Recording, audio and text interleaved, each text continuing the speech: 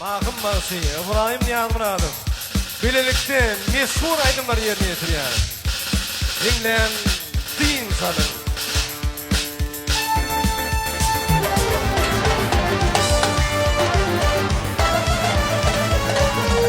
Yalpatını vurdum, ona da tüyü. Yaz kalbim bakı, oydu bir duygu. Tiyinledim bir kellim, kalmadı kaygı. Aklım hayran alıp, korkumu yağmur. Diya diye kenar, ırgı güllerden. Şeyle hizmedi, güler yüzlerden.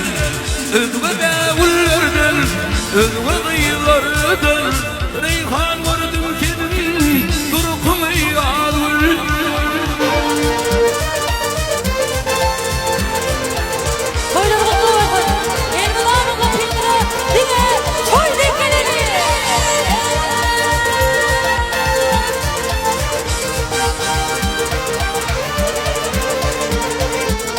Yelardo edeni, fücden fücü, lanet ede beni, ol fücü, yürekte ateşli, kaygılı yüncü, dar olup orana, camtine yadul, diyade yeken ol, ödümlerden, şeyle hemmedik, güler güllerden, ödümlerden.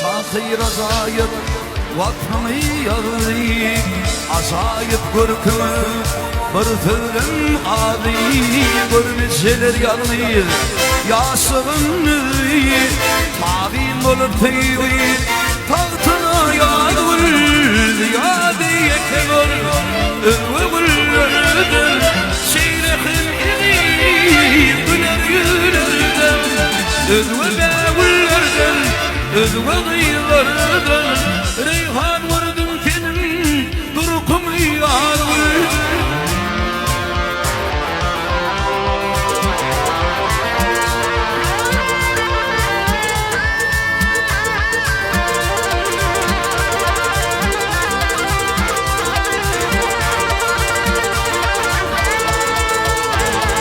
İhtiyacı kenar özgü güllerden şeylehin edir güler yüzlerden özgü dağullerden özgü kıyılardan reyhan vurdum kendim durkumu yağmur.